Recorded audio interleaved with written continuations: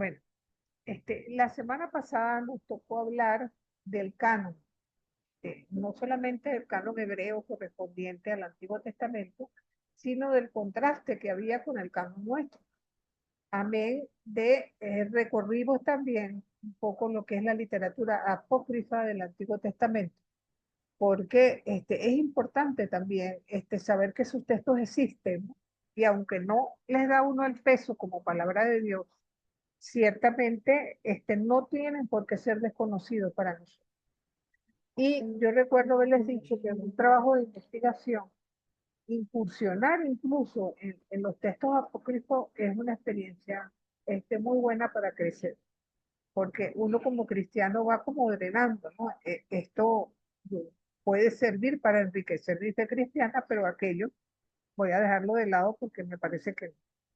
Entonces, el otro tema que va relacionado, si se quiere, con esto es el de los idiomas bíblicos, porque muchos creen que la Biblia también se escribió en latín, dado que recordemos que la Vulgata de San Jerónimo prácticamente fue el texto oficial de la Iglesia hasta Vaticano II. Pero cuando nosotros nos vamos a los textos originales, caemos en la cuenta que solamente tres idiomas fueron aquellos que vamos a encontrar expresados en el texto bíblico. El primero de ellos es el hebreo, el segundo el arameo. Ya después del posexilio, recordemos que después de la conquista y derrota de los persas hacia los babilónicos, se comenzó a hablar arameo, y de hecho arameo hablaba nuestro Señor Jesucristo. Y el griego, por supuesto, que es el idioma que está escrito el Nuevo Testamento. Cuando vamos a hablar de hebreo y de arameo, tenemos que vincularlo con una lengua semítica. Y hay tres tipos de lenguas semíticas: del sur, del medio y del norte. Entonces, todos los países del Medio Oriente están vinculados a este sistema idiomático. En el sur, básicamente lo que hablan árabes y etíopes. Vamos a tener también lenguas semíticas del medio, donde vamos a encontrar el hebreo antiguo, el cántico de Débora, que está en el capítulo 5 del libro de Jueces. Está escrito precisamente en este hebreo antiguo. También idiomas como el fenicio, el cananeo y el púnico también proceden de esta región. Y por supuesto están las lenguas semíticas del norte, habladas en lo que es Irak, parte de Siria, e incluso lo que tiene que ver con el arameo siríaco de los sirios, por ejemplo, y el arameo palestinense. Por otra parte, vamos a tener las lenguas semíticas orientales, que son las que se hablan ya, donde digamos que el antiguo Mesopotamio y que parte de los países asiáticos todavía forman parte de sus lenguas de esta clasificación. Vamos a entrar un poquito con la primera, la que tiene que ver precisamente con el hebreo. Lo primero que tendríamos que decir, espérense para cambiar que bíblicamente nosotros tenemos la existencia de los idiomas a partir de los hijos de Noé. Se dice que de Sem vienen las lenguas semíticas, de Can, las cananeas, y de Yahvé, las que vienen de Europa, todas las lenguas occidentales. Sabemos que la cuestión es un poco más profunda que esa. ¿Qué podemos nosotros decir del hebreo como tal? En primer término, que es la lengua que hablaron los hebreos al llegar a Canaán y hasta la época del destierro, porque de allí en adelante se comenzó a hablar arameo.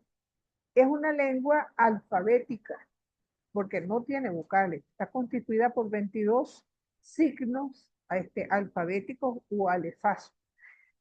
Que donde es fundamental es la palabra raíz, porque dependiendo de dos o tres signos, va a depender que se trate de un verbo, que se trate de un nombre, que se trate de un adjetivo, ¿verdad?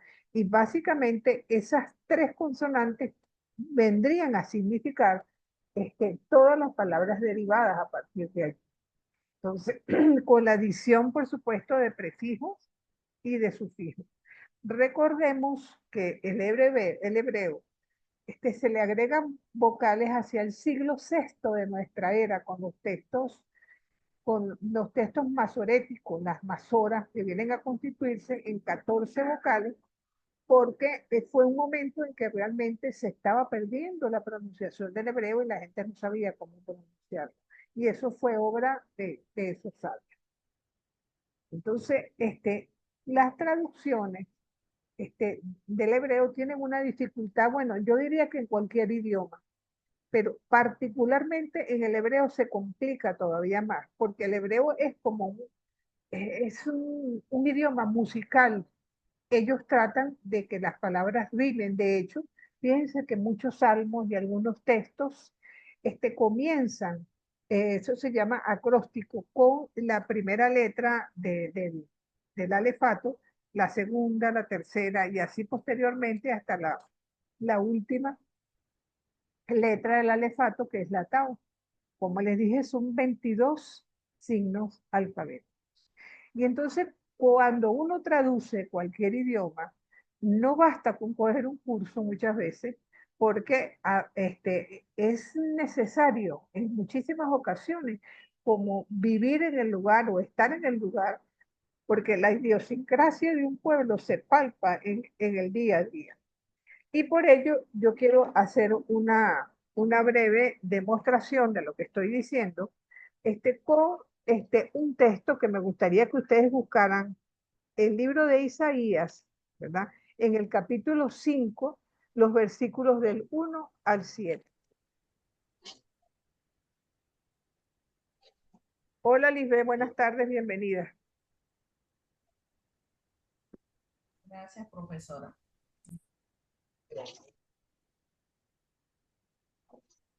Isaías 5 del 1 al 7, profe. ¿Sí? Sí, Verusca. Ok, voy. Voy a entonar en nombre de mi mejor amigo el canto dedicado a su viñedo. Mi amigo tenía un viñedo en un terreno muy fértil. Removió la tierra, la limpió de piedras y plantó cepas de la mejor calidad. En medio del sembrado levantó una torre y preparó también un lugar donde hacer el vino. Mi amigo esperaba del viñedo uvas dulces, pero las uvas que éste dio fueron agrias. Ahora, habitantes de Jerusalén, gente de Judá, digan ustedes quién tiene la culpa, si mi viñedo o yo. ¿Había algo más que hacerle a mi viñedo? ¿Hay algo que yo no le haya hecho? Yo esperaba que diera uvas dulces, ¿por qué entonces dio uvas agrias? Pues bien, les voy a decir qué pienso hacer con mi viñedo. Voy a quitarle la cerca para que la destruyan. Voy a agrietarle el muro para que lo pisoteen. Voy a dejarlo abandonado. No lo podarán ni lo deshiervarán, y se llenará de espinos y maleza. Voy a ordenar a las nubes que no envíen su lluvia sobre él. El viñedo del Señor Todopoderoso, su sembrado preferido, es el país de Israel, el pueblo de Judá. El Señor esperaba de ellos respeto a su ley, y solo encuentra asesinatos, esperaba justicia, y solo escucha gritos de dolor. Ajá. Quería llamarle la atención sobre la lámina que están viendo ustedes en pantalla, que es el texto en hebreo que tú acabas de leer. Específicamente es el versículo 7. ¿Ok? Entonces, fíjate que, lo que tú dices, esperaba derecho, puede ser justicia, ¿no? Y tenemos asesinato, esperó justicia y tenemos lamento. Entonces, en hebreo, la palabra justicia se pronuncia algo así como mishpak, así como cuando uno dice pexicola, que a lo hace como la S la pronuncia como más fuerte. Mishpak, terminado en T, es justicia. Pero derramamiento de sangre, mishpak, terminado en lo que sería J. Entonces, para quien está escuchando eso, porque recordemos que la viña es uno de los elementos que los profetas utilizan para hablar del pueblo de Dios. En la medida de que el pueblo de Dios se aleja de la alianza, estamos hablando de que la viña se está dañando. Entonces, por otra parte, ¿verdad? La palabra rectitud es sedacá, terminado en H, pero opresión es seacá. Entonces, para nosotros, como el español es tan rico en vocabulario, esas palabras no nos hacen un llamado de atención, pero para quien escucha el texto hebreo sí.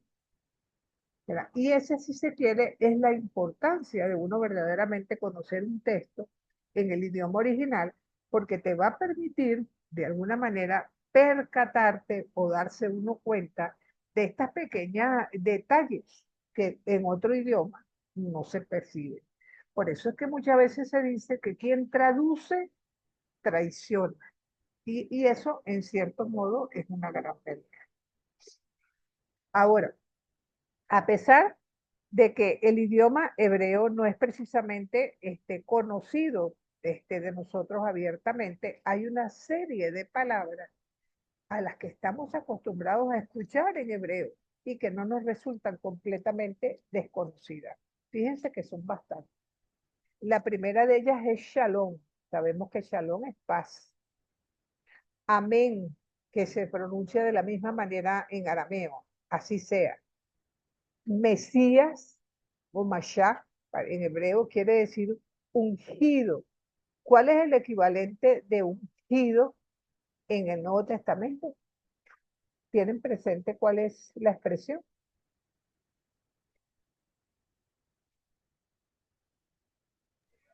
Mesías.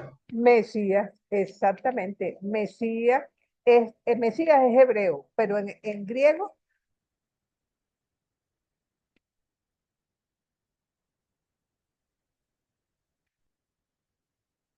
es Cristo. Cristo y Mesías Correcto, Cristo, Cristo. sí, es exactamente lo mismo. Y ambas expresiones pueden ser traducidas por ungido. Entonces, en el texto también vamos a encontrar que se habla de Dios de varias formas. Algunas veces le dicen Elohim, quiere decir Dios altísimo. Otras veces le dicen Adón, que es Señor, o Adoni, mi Señor. Ahí se presenta lo que les decía, que cuando aplicamos prefijos o sufijos cambia un poco la pronunciación. Adonai, otra manera de llamar a Dios, que es invocación. Yahvé. Entonces, también está casa de Dios. Betel. Betel es casa de Dios. Está Mazor, que tiene que ver con los masoretas, con los que le pusieron vocales al texto, y que se puede traducir por transmitir. Hexemaní, donde fue crucificado nuestro Señor, se traduce por lagar de aceite. Belcebú, que mucha gente lo vincula a lo diabólico, pero en el Antiguo Testamento no se traduce de esa forma. Aparece en Segunda de Reyes y quiere decir Señor de las moscas. También cuando se habla del monte donde se dieron los 10 mandamientos, se habla de Oreb, Sinaí, Moria. Son las tres expresiones que vinculan ese monte. Torah, que quiere decir ley. Nevin, que quiere decir profeta. Ketubín, los escritos. También en hebreo vamos a encontrar una expresión goy, que se vincula a pagano, a extranjero. El Yom Kippur, día de la expiación, una semana después del Año Nuevo Judío, también es conocido de nosotros, así como la palabra Cábala.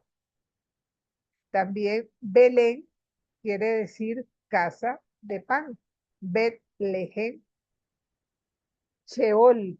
Sheol es la morada de los muertos. Hasta el Pogesilio no se pensaba de que había una vida después de esta. Entonces se consideraba que todos, buenos y malos, iban para el Sheol. En griego, la traducción de Sheol sería precisamente el Hades. El Hades. Ajá, correcto. También cuando nos hablan de ángeles, a veces los mencionan como querubines. Y la palabra Cohen que es muy conocida para nosotros por la gran cantidad de apellido Cohen que hay, se puede traducir por sacerdote. Baal es Señor. Aleluya es una alabanza. Hanukkah, que es la fiesta de la dedicación, que es el equivalente a nuestra Navidad. Sukkot, la fiesta de las tiendas. Shema, el verbo escuchar. Lo vemos en muchos textos del Antiguo Testamento, especialmente en Deuteronomio. El Coelet, que también se le llama Eclesiastés. Rabí, que es maestro.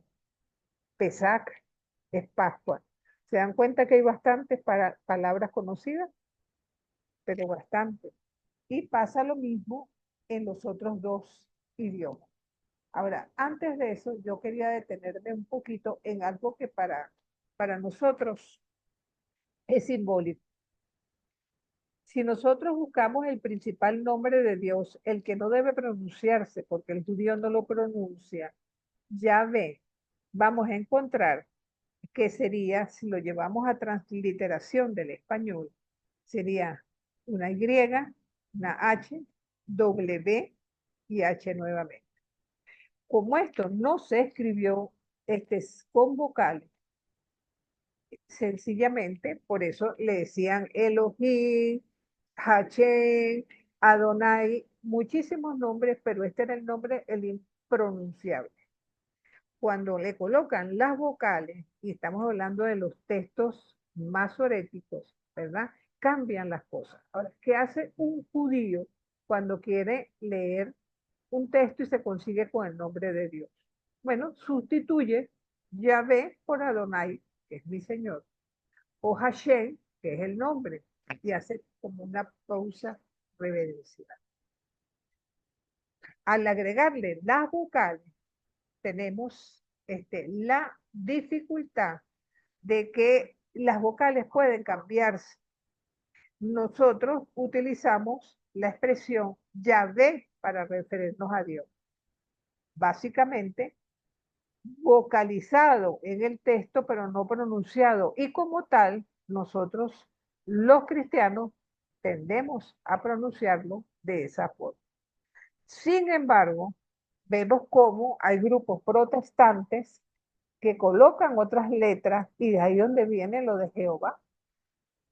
El tetragrama sigue siendo el mismo, ¿verdad? Pero cambian la vocalización. Con esto quiere decir que no es incorrecto llamarlo Jehová. A mí particularmente me choca Jehová, expresarlo de esa forma, pero no es incorrecto, porque sencillamente están utilizando unas vocales diferentes a las que nosotros solemos utilizar. Profe, yo tengo entendido Ajá, que los judíos no lo nombran ni siquiera como Jehová, ellos dicen que eso es un sacrilegio. es un Eso es, sacrilegio, sí, ¿cierto? así ellos dicen, así dicen. Cierto, cierto, todavía hoy no lo pronuncian. Es más, a veces ponen una D mayúscula y un guión. O sea, cuando van a escribir en español, por ejemplo, pues. Pero lo escriben como Yahvé, pero no lo pronuncian. Cuando van a pronunciarlo, en vez de decir Yahvé, dicen Adonai, Elohim, Hashem, ¿ves? Porque para ellos una falta de respeto. Fíjense que es una de las acusaciones que le hacen a Jesús. Que ¿cómo se le ocurre decirle a Dios papi? Porque prácticamente el Abba era la manera como tú podías llamar a tu papá en tu casa, pero no a Dios. Entonces, básicamente, esta es la explicación que yo quería que los que no lo sabían la conocieran, porque generalmente vamos a encontrar algunos textos que se expresan como Jehová. Entonces, les decía que la otra lengua, ¿verdad?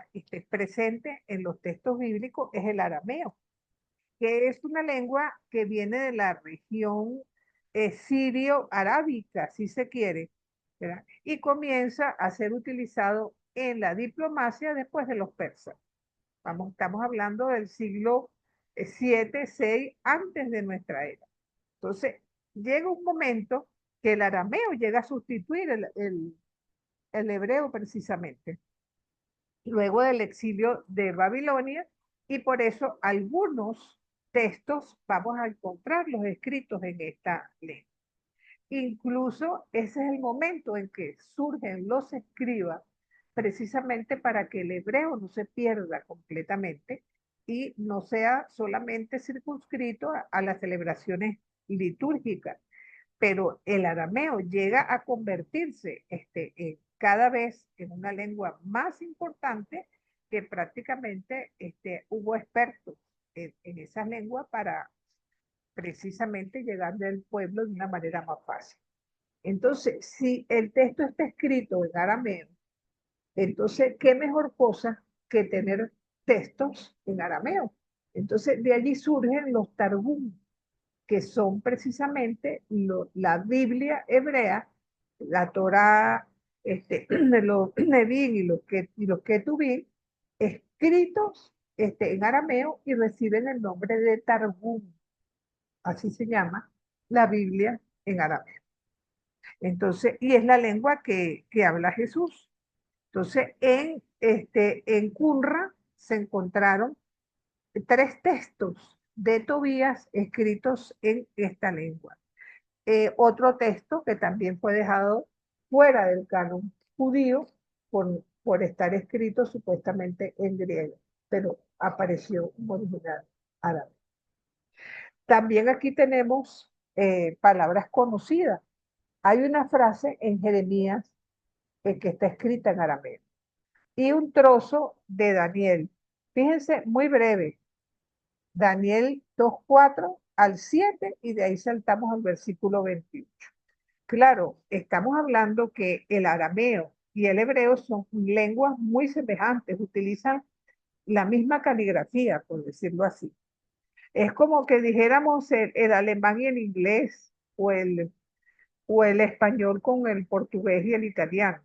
Son lenguas bastante, bueno, familiares unas con otras. Entonces, alguien quisiera buscar Génesis 31:47, donde aparece en Génesis una palabra escrita en arameo. Y eso demuestra una vez más lo que hemos mantenido aquí, que el Génesis es el último texto del Antiguo Testamento que se escribe, porque si aparecen unas palabras en arameo, cuando eso no se hablaba desde el comienzo, quiere decir que su redacción final es bastante Lo tengo. tardía. Adelante, mi niño, dele. Labán lo llamó llegar Shaduta, Ajá, ajá, pero Jacob lo llamó Galeb. ajá. Entonces, esa expresión está en arameo. ¿Verdad? Entonces, también vamos a encontrar que en el libro de Esdras, Esdras es pues el exílico, ¿verdad? Hay también unos versículos, capítulo 4, ¿cómo se llama? Versículo 8 hasta el 6:18, y de ahí salta al capítulo 7, varios versículos también entre el 12 y 26. Entonces, ya también hay palabras en arameo que no son desconocidas para nosotros, ¿verdad? Como son, por ejemplo, la gehenna, lo encontramos en Mateo 18:9. ¿Saben lo que es la gehenna, no? Donde se botaba la basura, el lugar donde los desperdicios se ponían a quemar a las afueras de Jerusalén. Si no, busquemos un No, no, momento, no, no sabía, no ajá, sabía. busquemos Mateo 18:9 para que veamos el contexto, como Jesús lo expresa. Búscalo, Rafa. Y la palabra amén, que les había dicho que se pronuncia igual, tanto en arameo, Mateo 18, Mateo 18:9. ajá, 18:9. Si tu ojo te hace, si tu ojo te está haciendo caer, arráncalo y tíralo lejos. Pues es mejor para ti. Esa no. Ese mismo es, Es pero ese. debería no decir arráncalo lejos, sino tíralo en la guena. Ah, bueno, esta traducción Sí, sí, sí. es Ah, otra. ajá, pero bueno, esos son los problemas que muchas veces encontramos con las traducciones y que vamos a desarrollar un poco una vez que terminemos con esto de los idiomas. Fíjense, Satán. Satán es una palabra en arameo, porque la existencia de Satán no es algo que el pueblo vinculara antes del exilio de Babilonia. Fíjense que amén aparece 126 veces en el Nuevo Testamento.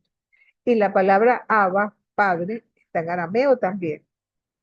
Hay otras expresiones como Maranatá, arameo, Osana, que quiere decir ayuda, también en arameo. Y hay unos textos en el Nuevo Testamento que están escritos en arameo. ¿Por qué? Porque Marcos escribe para paganos convertidos al cristianismo.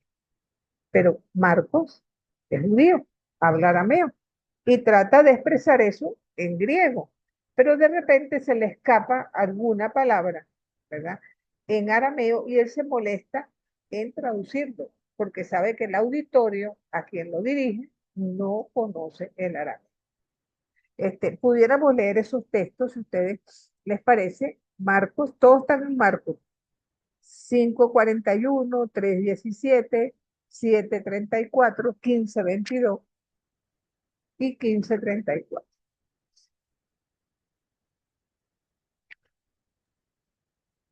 Marcos 5:41. 5:41. Ajá. Perdón. Es cuando resucita a Tomándole la la niña. Y, Ajá, ajá.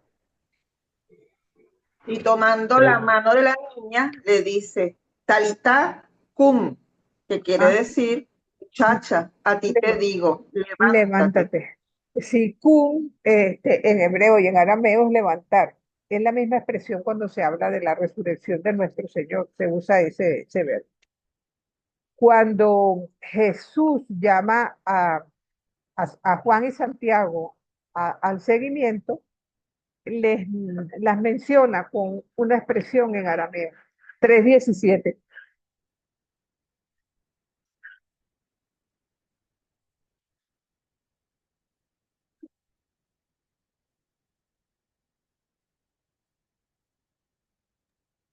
Marcos 3:17. Ajá, Santiago y su hermano, Santiago y su hermano Juan, hijos de Zebedeo, a quienes puso sobrenombre de Boanerges, ajá, Boanerges, ajá, es decir, hijos del trueno. correcto. Y se acuerdan aquella niña que estaba sorda, Marcos 7:34, que Jesús coge un poquito de saliva y se la pone en el oídito. Y levantando los ojos al cielo, dio un gemido y le dijo, Efata, que quiere decir, ábrete. Ábrete, correcto. Y también la palabra Gólgota, donde crucificaron a Jesús, es también una expresión aramea. Aparte de que las palabras de Jesús en la cruz, tomadas del Salmo 22, cuando dice, Dios mío, ¿por qué me has abandonado? Cuando va a hablar de Dios, lo que dice es Eloí, Eloí. ¿Las tienes, Rafael?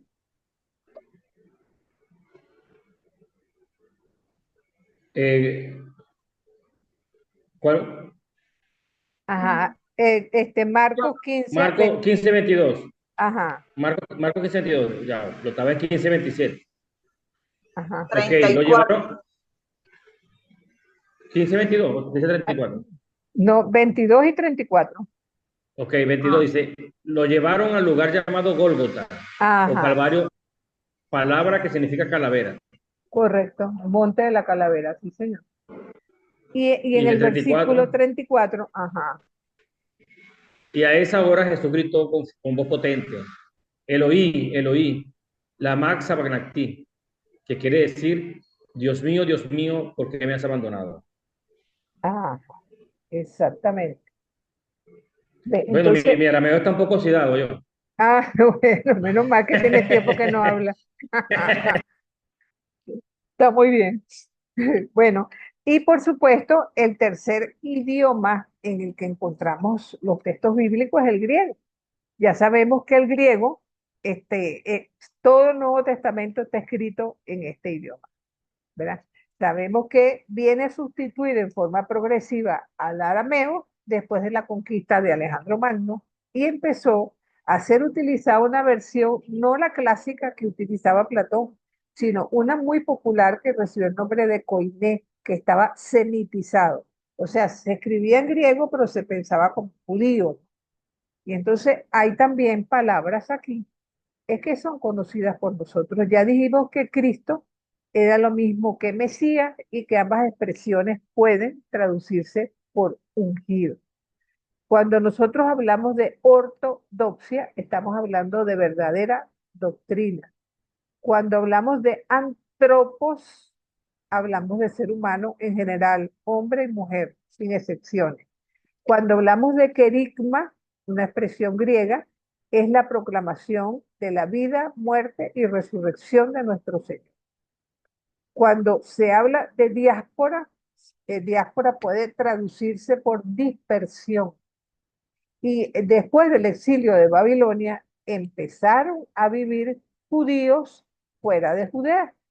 Y eso trajo como consecuencia precisamente la diáspora. Y que pudieran los últimos textos del Antiguo Testamento estar influenciados por la cultura griega. Tenemos también la palabra cronos, que quiere decir tiempo, y kairos también quiere decir tiempo. Pero cronos es como decir el tiempo cronológico, mientras que kairos es el tiempo como para algo. Cuando tú dices, caramba, me voy a casar, yo creo que ya es mi kairos, es mi momento de no seguir soltero. El tiempo concreto para algo. Muchas veces cuando hablamos del tiempo de Dios, lo expresamos como kairos, ¿verdad? También la palabra logos quiere decir palabra. Apocalipsis es revelación.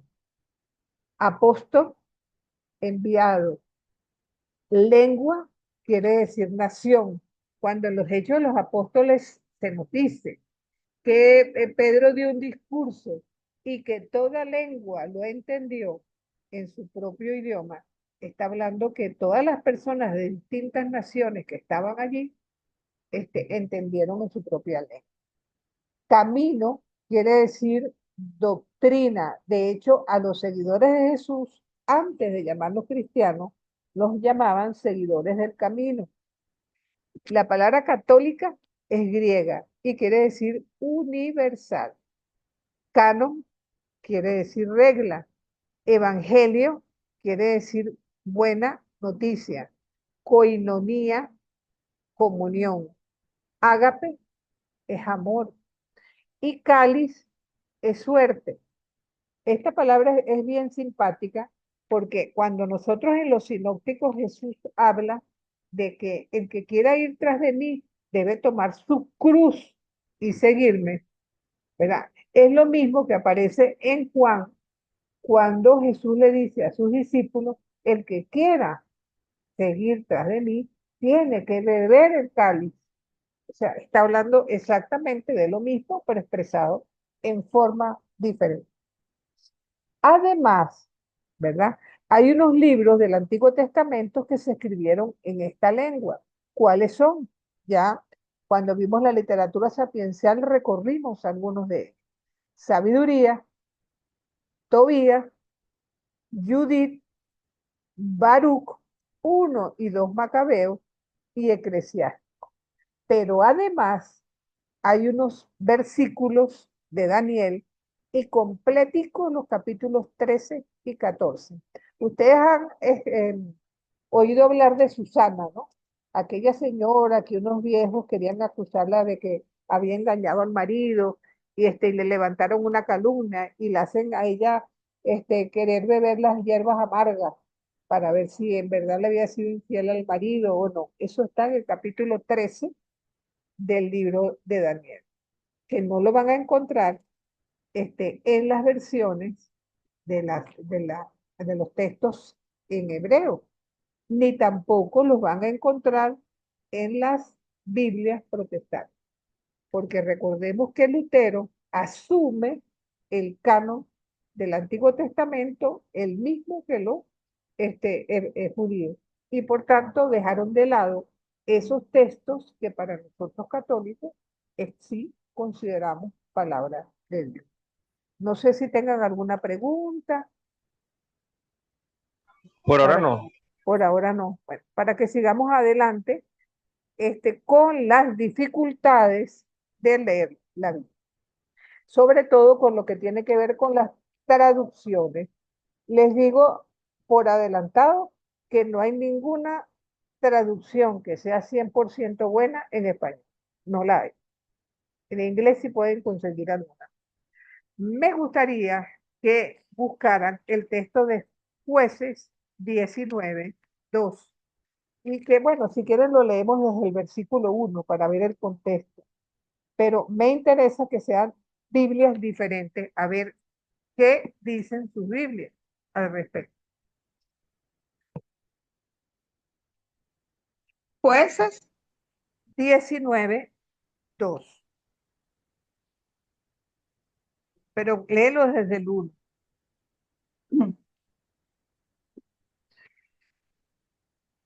en aquel tiempo, cuando aún no había rey en Israel, hubo un hombre, levita, que residía como forastero en los confines de la montaña de Efraín. Tomó por concubina a una mujer de Belén de Judá. Se enfadó con él su concubina y lo dejó para volver a la casa de su padre en Belén de Judá, donde permaneció bastante tiempo, unos 4 meses. Ajá. ¿Alguna de ustedes tiene algo diferente en el versículo 2 de lo que acaba de decir Katy? Sí, profesora, yo tengo aquí uno diferente. Ajá. ¿Qué tiene Juan? Vamos a ver.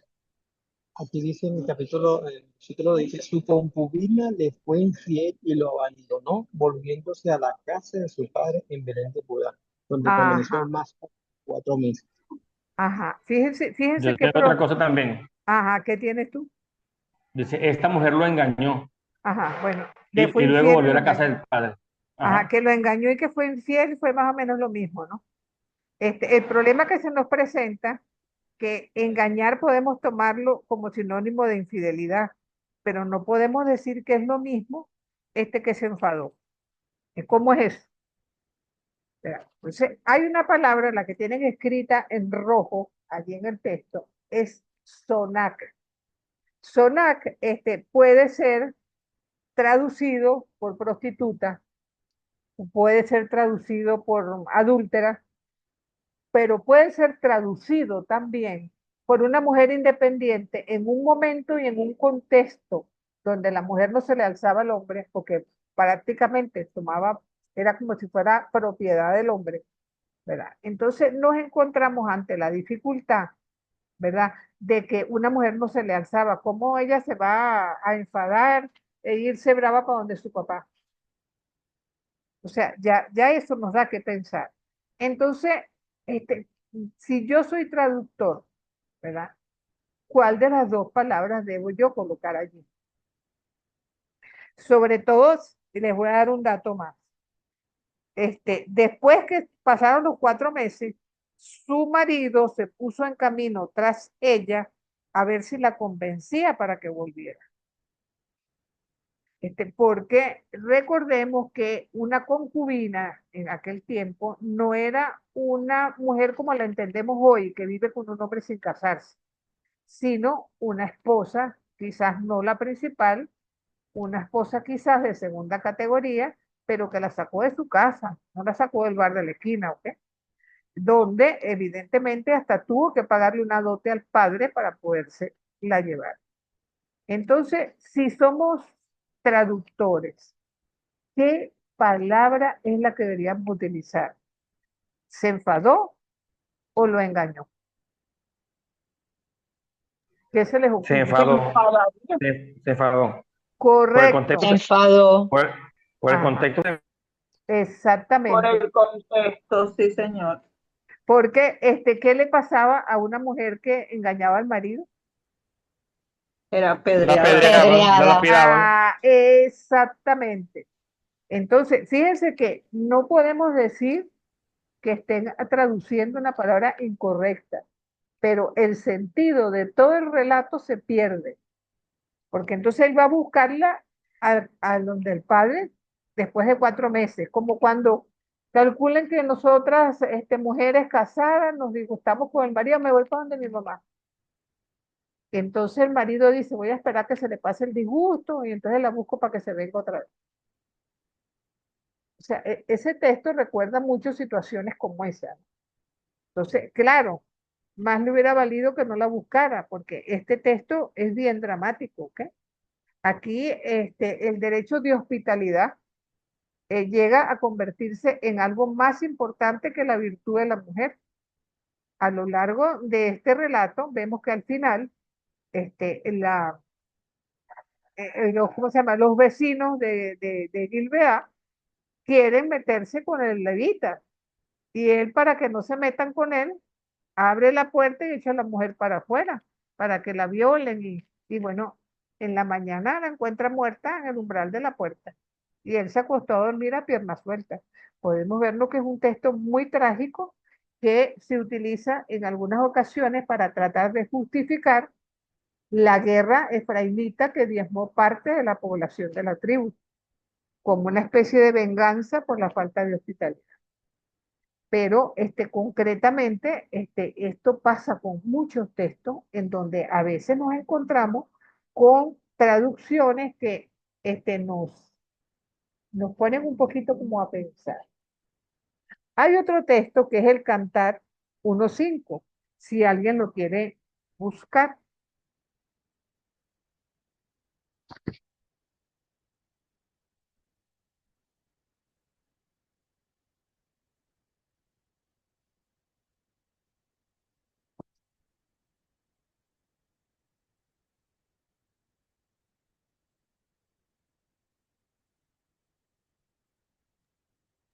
1:5 dijo, 1.5, Ajá. sí. soy morena, pero bonita. Hijas de Jerusalén como las carpas. Ya va que me perdí. No, está bien, hasta ahí es. Soy Ya, morena, no, pero bonita. perdón. Ajá, Hijas de Jerusalén como las ajá, carpas de Kedar, ajá, como las carpas de Salomón. correcto. Ahora fíjate, la letrica que ustedes ven allí en rojo es la sexta letra del alefato hebreo, la bat. La bat sirve de conexión en muchísimos textos. ¿Y cómo lo hace? Comportándose como la partícula i, ¿verdad? Entonces, y Dios dijo al pueblo, y después continuó diciendo, y van a utilizar bat. Podríamos decir que el 90% de las veces que se utiliza la bat como partícula se puede traducir por i. Ahora, yo les pregunto, nuevamente soy la traductora. ¿Es lo mismo que yo diga, yo soy morena y bonita, a que diga, yo soy morena pero bonita? Con eso no estoy diciendo en el fondo, concha, ella es bonita, pero ay, lástima que sea negra. O sea, muchas veces cuando traducimos